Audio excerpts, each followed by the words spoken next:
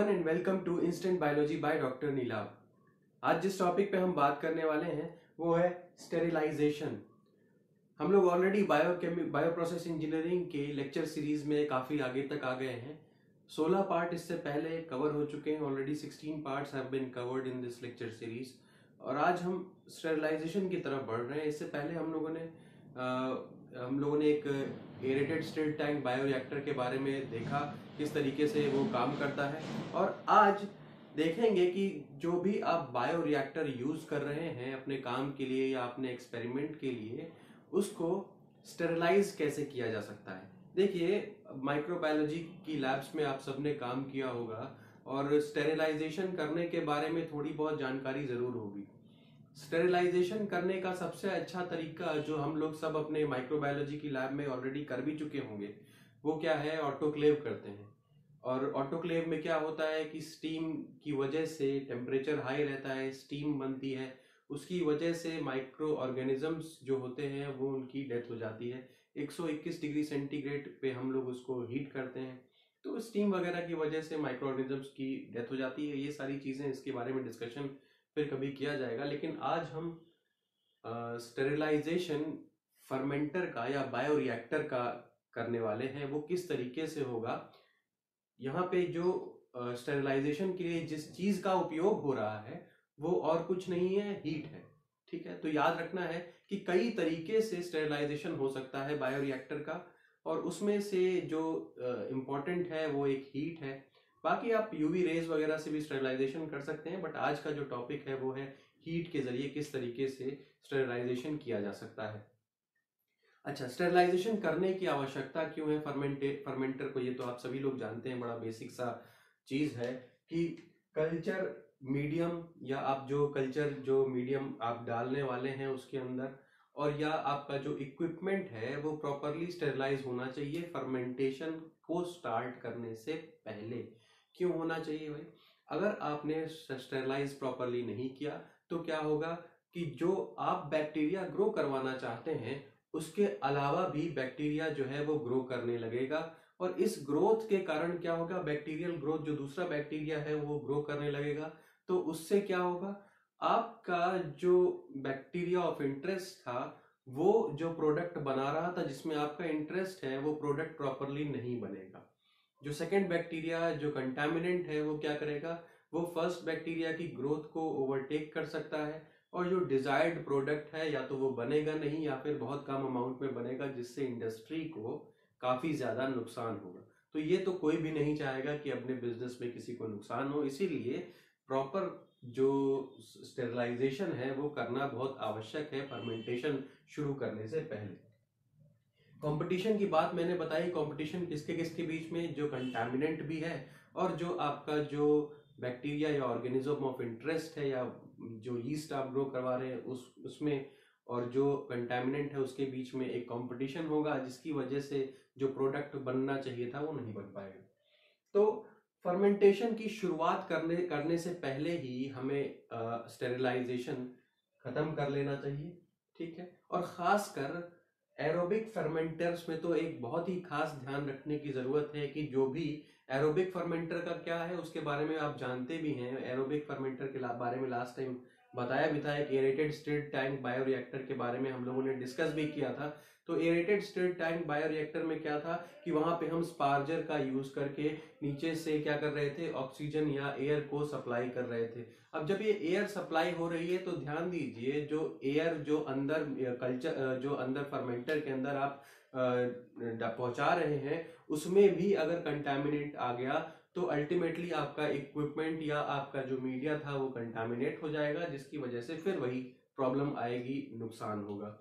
तो ये बात हो गई एरोबिक फर्मेंटर में। और खास ध्यान रखना है, एनारोबिक में तो चलिए एक बार आपने जो फर्मेंटर है और जो आपके इक्विपमेंट्स हैं उनको स्टेरिलाइज कर दिया, तो उसके बाद जब एक्सपेरिमेंट पूरा होगा और आप रिलीज करेंगे अपने प्रोडक्ट को, तब उसको चेक किया जाएगा। लेकिन यहाँ पे एरेशन तो आप लगातार करेंगे ना, तो उस समय आपको जो एयर सप्लाई कर रहे हैं उसका ध्यान रखना है। चलिए अब आते हैं थर्मल स्टेरिलाइजेशन पे।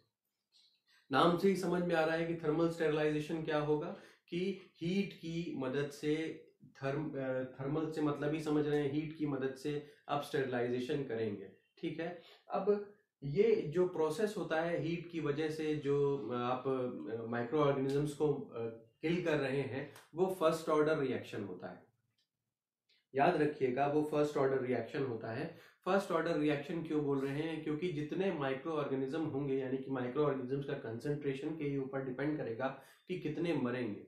जितने जिंदा होंगे उसी अनुपात में तो मरेंगे ना। ऐसा तो नहीं होगा कि आप मरे हुए को दोबारा मार सकते हैं, ठीक। तो इसी वजह से ये फर्स्ट ऑर्डर रिएक्शन है।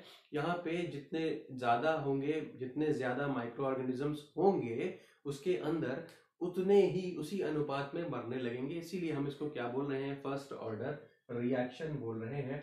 और अगर आपने थोड़ा सा, अगर आपको पुराने लेक्चर्स का याद होगा, तो जब हम लोग ग्रोथ काइनेटिक्स डिस्कस कर रहे थे और उसमें डेथ फेज के बारे में आपसे बात की थी, तब वहां भी कुछ इसी तरीके का सिनेरियो हुआ था कि हम लोग डेथ फेज में देख रहे थे कि किस तरीके से माइक्रो ऑर्गेनिजम्स को की किलिंग हो रही थी। बट वहां पे हम कोई बाहर से एजेंट नहीं दे रहे थे, वहां पे हम जो हीट नहीं दे रहे थे, वहां पे जो डेथ हो रही थी, वहां पे डेथ सिर्फ इसलिए हो रही थी क्योंकि जो टॉक्सिक मेटाबोलाइट्स डेवलप हो गए थे, प्लस जो न्यूट्रिएंट्स का डिप्लीशन हो रहा था, उसकी वजह से वहां पे डेथ हो रही थी। बट डेथ कुछ इसी तरीके से हो रही थी, फर्स्ट ऑर्डर रिएक्शन फॉलो हो रहा था। और जो इक्वेजन हम अभी बताने वाले हैं, वो इक्वेजन भी यही थी। आप एक बार जा करके रिवाइज करेंगे तो काफी चीजें आपको लगेंगी कि हाँ, मैं सही कह रहा हूँ।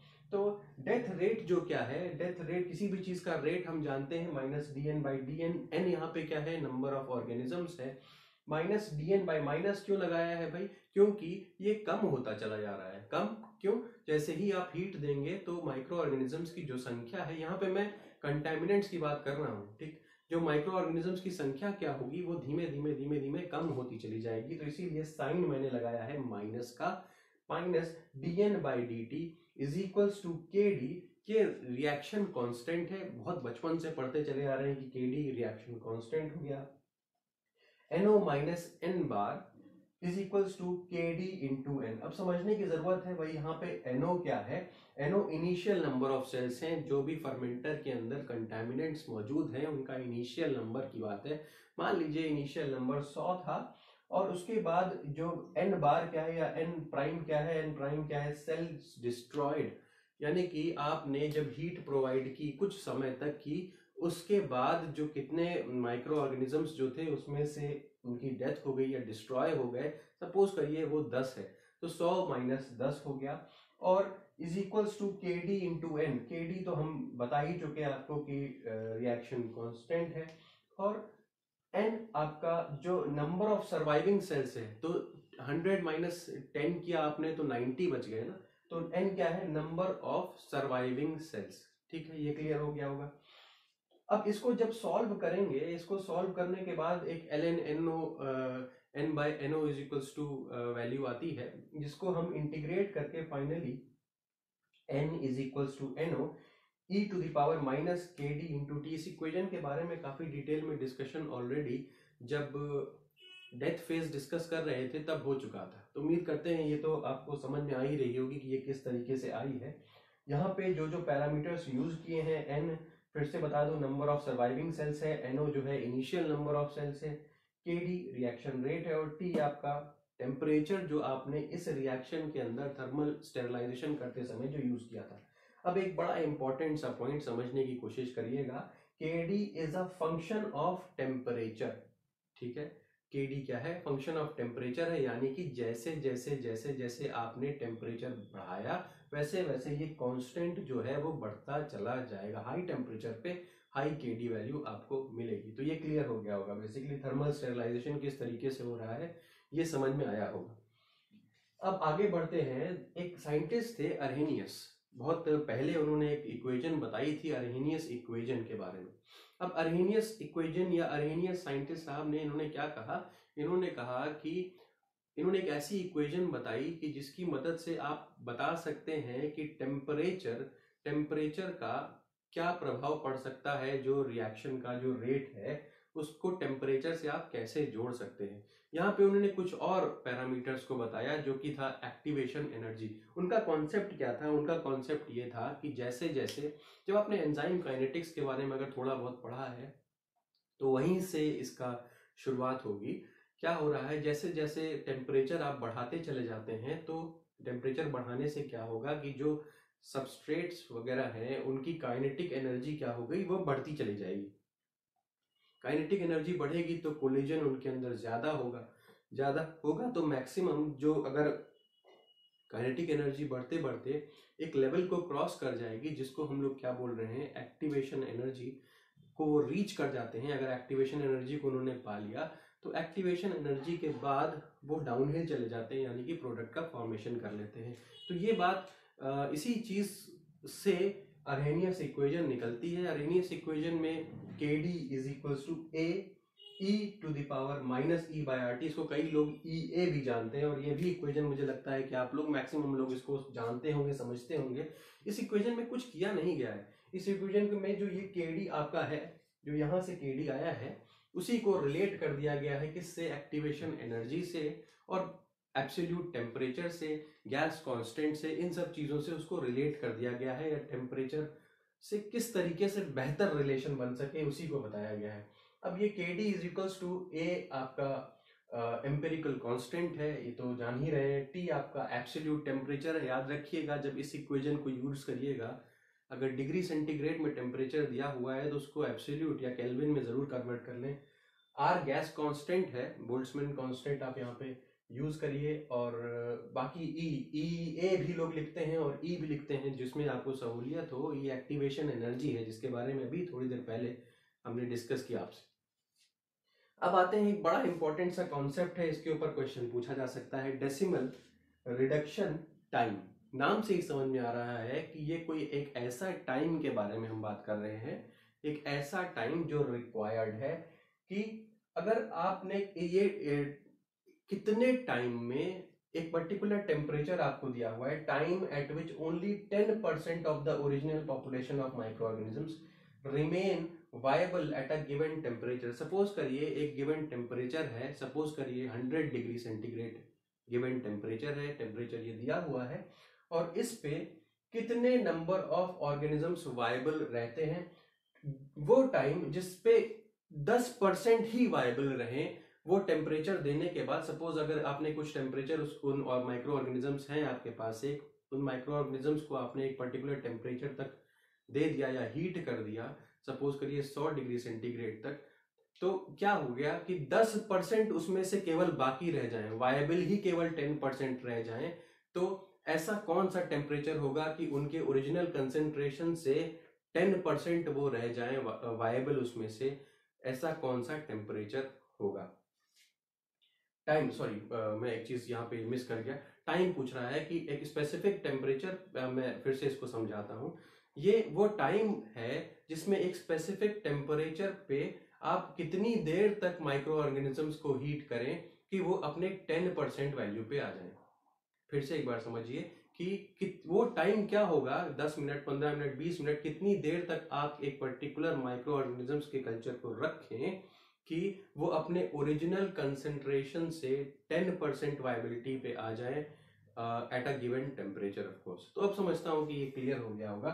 तो इसको सॉल्व करने के लिए या इसको समझने के लिए D is equals to 2.303 divided by KD वही आपका रिएक्शन कांस्टेंट हो गया। अब समझने की बात यहाँ पे एक बड़ी इंपॉर्टेंट सी है, अगर रेजिस्टेंस यानी कि अगर हम स्पोर की बात करें, स्पोर्स हम जानते हैं कि स्पोर्स जो होते हैं वो ज्यादा रेजिस्टेंट होते हैं एज कंपेयर टू जो सोमैटिक सेल्स होते हैं। आपको ज्यादा टेम्परेचर देना होगा या ज्यादा देर तक उनको टेम्परेचर देना होगा, तभी वो मरेंगे या डिस्ट्रॉय होंगे। ठीक है, तो अगर रेजिस्टेंस ज्यादा है, ठीक है, रेजिस्टेंस ज्यादा है तो KD कम हो जाएगा और D ज्यादा हो जाएगा। समझने की बात करिए, जितना ज्यादा D उतना ही ज्यादा रेजिस्टेंस है। रेजिस्टेंस D का मतलब मैंने आपको बताया, डेसिमल रिडक्शन टाइम। ये वो टाइम है, ये वो टाइम है जिसपे हमको जितनी देर तक हमें हीट करना है, जितने समय तक उनको हीट करना है एट पर्टिकुलर टेम्परेचर, जिससे उनका जो नंबर है वो अपने 10% पे आ जाए। पर भाई जाहिर सी बात है कि अगर जो ज्यादा रेजिस्टेंट ऑर्गेनिजम्स होंगे या ज्यादा रेजिस्टेंट स्पोर होंगे, उन्हें आपको ज्यादा देर तक हीट करना पड़ेगा, या उनका डेसिमल रिडक्शन रेट जो, या डेसिमल रिडक्शन जो टाइम है वो ज्यादा होगा, यानी कि मोर रेजिस्टेंस तो मोर डेसिमल रिडक्शन टाइम, तो डी और रेजिस्टेंस जो है वो डायरेक्टली प्रोपोर्शनल हो गया, तो रेजिस्टेंस और डी को मैंने डायरेक्टली प्रोपोर्शनल यहाँ पे कर दिया भाई, सही। और ये क्योंकि आप देखिए, क्योंकि आपका के डी जो है वो ये डेसिमल रिडक्शन टाइम के इनवर्सली प्रोपोर्शनल है, इसीलिए के डी को कम कर दिया, यानी कि जितना ज्यादा रेजिस्टेंस उतना ही कम आपका के डी होगा। तो ये एक कॉन्सेप्ट समझ में आया होगा आपको डेसिमल रिडक्शन टाइम के बारे में, कि किस तरीके से डेसिमल रिडक्शन टाइम रेजिस्टेंस के ऊपर डिपेंड करता है। ये एक बड़ा अच्छा सा फोटोग्राफ दिया हुआ है आपके पाथफाइंडर के अंदर, जिससे आपको क्लियर हो जाएगा कि डेसिमल रिडक्शन टाइम का मतलब क्या है और बेहतर ढंग से। जैसे कि ये आपका टाइम है, इधर वाई एक्सिस पे मैंने टाइम लिखा हुआ है और एक्स एक्सिस पे सर्वाइवल फ्रैक्शन लिखा हुआ है, यानी कि कितने सेल्स सर्वाइव कर रहे हैं, इसको इस तरीके से समझ लीजिए। अब क्या हुआ, देखिए 100 डिग्री सेंटीग्रेड की अगर मैं बात कर रहा हूँ, 100 डिग्री सेंटीग्रेड पे ये sorry 100 survival fraction, 100 survival fraction है। अगर 70 डिग्री सेंटीग्रेड हम लोग ले रहे हैं, 70 डिग्री सेंटीग्रेड पे केवल 10 मिनट रख देते हैं, 70 डिग्री सेंटीग्रेड पे केवल 10 मिनट्स रख देते हैं, तो क्या हो रहा है, जो डेसिमल रिडक्शन टाइम था वो 10 मिनट्स है यहाँ पे, यानी कि 10% पॉपुलेशन वायबिलिटी के 10% पॉपुलेशन केवल वायबल रह जाती है आफ्टर 10 मिनट्स। अब जैसे जैसे आप समझ रहे होंगे, जैसे जैसे टेम्परेचर आप कम करते जाएंगे 70 से 60, 60 से 50, तो यहाँ पे हमें टाइम इंक्रीज करना पड़ेगा। क्यों? क्योंकि टेम्परेचर आपने कम कर दिया, तो अब उन ऑर्गेनिजम्स को मारने के लिए आपको एक पैरामीटर तो बढ़ाना ही पड़ेगा। जैसे कि टेम्परेचर कम किया तो टाइम इंक्रीज करिए, तो टेम्परेचर कम हो गया, 70 के बाद 60 पहुंच गया, तो हमारा डेसिमल रिडक्शन टाइम कितना हो गया, 40 हो गया। फिर और आपने टेम्परेचर कम कर दिया, 50 डिग्री सेंटीग्रेड पे पहुंच गए, तो आपका जो टाइम रिक्वायर्ड है वो और ज्यादा बढ़ जाएगा। तो समझ में आ गया होगा आपको इसका भी कॉन्सेप्ट की डेसिमल रिडक्शन टाइम किस तरीके से फंक्शन कर रहा है। तो इस ग्राफ के ऊपर भी थोड़े क्वेश्चंस पूछे जा सकते हैं। चलिए अब डेल वैल्यू की तरफ बढ़ते हैं, ये भी एक इंपॉर्टेंट पैरामीटर है, इसको भी समझना जरूरी है। तो डेल वैल्यू ये बताता है कि आपका स्टेरिलाइजेशन की एनालिसिस को समझाता है, ये किस तरीके से आपको क्या बेसिकली ये एक रेशियो है ln, जो NO क्या है यहाँ पे, इनिशियल सेल काउंट, शुरुआत में सेल कितने हैं और फाइनल सेल आपको कितने चाहिए आफ्टर स्टेरिलाइजेशन होने के बाद कितने सेल्स चाहिए, उनका एक तरीके से रेशियो है ln फॉर्म में। ln NO/NF ये बराबर होता है डेल के, और ये इज इक्वल्स टू KT है। तो यहां से आप जब इस इक्वेशन को सॉल्व करेंगे तो आपको समझ में आएगा कि KT जो है, यानी कि जो रिएक्शन रेट है into time is equals to NO/NF logarithmic form में है। तो या जो डेल टोटल वैल्यू है, डेल टोटल की वैल्यू है, उसमें 3 तरीके के फेज हैं। जब आप स्टेरिलाइजेशन कर रहे हैं, जब आप जिसको हम फर्मेंटर बोल रहे हैं उसका स्टेरिलाइजेशन कर रहे हैं, तो यहाँ पे 3 चीजें हो रही हैं। पहले तो आप हीट करेंगे, ठीक है, पहले तो आप हीट करेंगे, उसके बाद उस हीट को थोड़ी देर 15 मिनट, 20 मिनट, 1 घंटा, आधा घंटा उसको होल्ड करेंगे, उसके बाद टेम्परेचर को कूल करना शुरू करेंगे। तो ये इन तीनों फेजेस में जो वैल्यू है, यहाँ पे टेम्परेचर के बेसिस पे चीजें बदलती चली जाएंगी। Del total is equals to del heating plus del holding plus del cooling. तो ये आपकी डेल वैल्यूज हो गई। क्या बताता है? ये बताएगा कि हमें एक रेशियो बताता है ln फॉर्म में कि आपके ओरिजिनल सेल्स कितने थे और स्टेरिलाइजेशन के बाद कितने सेल्स होने चाहिए। वैल्यू होती है इज इक्वल्स टू -KT के बराबर। ठीक है साहब, ये समझ में आ जाएगा। अब इससे रिलेटेड कुछ टर्म्स भी हैं, ये पाथफाइंडर से हैं, कि इसको समझने का प्रयास करें कि थर्मल डेथ टाइम क्या होता है। फिर से टाइम की ही बात हो रही है।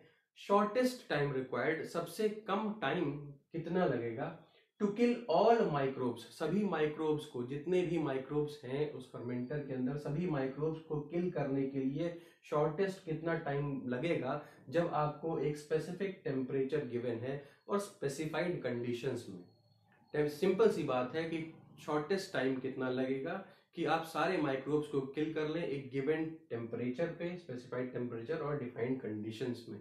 ठीक है। अगर 100 माइक्रोब्स थे और आपने 100 डिग्री सेंटीग्रेड पे 15 मिनट्स तक 100 डिग्री सेंटीग्रेड पे रखा और सभी 100 के 100 माइक्रोब्स किल हो गए, तो वो आपका क्या हो गया? Thermal death time. अब Z वैल्यू पे आते हैं, बड़ा इंटरेस्टिंग सा पैरामीटर है। Z वैल्यू में rise in temperature to reduce the D value to 1/10 of the given value. जरा समझने की कोशिश करें, अपने टेम्परेचर को कितना बढ़ा दें कि जो पहले रिडक्शन वैल्यू आई थी, रिडक्शन डेसिमल रिडक्शन जो आया था मेरा, उससे भी 1/10 ऑफ द गिवन वैल्यू हो जाए, 1/10 हो जाए। तो कितना टेम्परेचर बढ़ा दें? सपोज करिए कि 100 डिग्री सेंटीग्रेड पे, एक एग्जांपल ले रहे हैं, 100 डिग्री सेंटीग्रेड पे सपोज करिए, और हम जब 100 डिग्री सेंटीग्रेड किए थे तो क्या हो रहा था कि 10 मिनट्स में क्या हो रहा था कि हमारा जो वायबल पॉपुलेशन था वो अपने 1/10 वैल्यू पे आ गया था, यानी कि 10 पे आ गया था। तो अब हम कितना टेम्परेचर और बढ़ा दें कि वो 10 से भी 1 पे आ जाए? समझ रहे हैं ना बात? पहले 100 था, अपने 100 से जब 10% वायबिलिटी पे आया तो 10 रह गया। अब और कितना हम टेम्परेचर बढ़ा दें? समझिए 100 से 110 टेम्परेचर हमने बढ़ा दिया, तो क्या होगा? तो अगर वो वैल्यू 10 से 1 पे आ गई तो क्या होगा? वही मेरा राइज इन टेम्परेचर हो जाएगा। तो ये आपकी Z वैल्यू हो गई। आइए F वैल्यू पे चलते हैं। यहाँ पे देखिए एक अंतर आ गया कि टेम्परेचर जो है स्पेसिफाई कर दिया गया। ऊपर की वैल्यूज में टेम्परेचर के बारे में कोई जिक्र नहीं था, तो यहाँ पे टेम्परेचर स्पेसिफाई किया गया 250 डिग्री फ़ारेनहाइट या 121.81 डिग्री सेंटीग्रेड पे क्या होता है, सेल्स और स्पोर्स जनरली खत्म हो जाते हैं। तो ऐसा time required for killing the cells और स्पोर्स, जो कुछ भी है उसको किल करना में कितना टाइम लगेगा? अगर टेम्परेचर जो है वो गिवन है आपको 250 डिग्री फ़ारेनहाइट या 121.1 डिग्री सेंटीग्रेड। तो ये मोर और लेस था कि स्टेरिलाइजेशन आप टेम्परेचर के जरिए कर रहे हैं तो उसमें क्या क्या चीजें इन्वॉल्व हैं। दो इक्वेशंस हमने यहाँ पे देखी, एक ये और एक अर्हेनियस इक्वेशन के बारे में आपको पता ही है। बाकी डेल की एक इक्वेशन है, क्या होता है कॉन्सेप्ट, इसके बारे में आइडिया रखिए। और ये कुछ वैल्यूज हैं जिनके बारे में हमने आपको बता दिया। अगर ये आपको लेक्चर पसंद आया हो तो इसे लाइक करिए और मेरे चैनल को सब्सक्राइब करिए। हमारे साथ टेलीग्राम पे भी अब आप जुड़ सकते हैं और वेबसाइट्स को भी एक्सेस कर सकते हैं। Thank you so much, have a great day.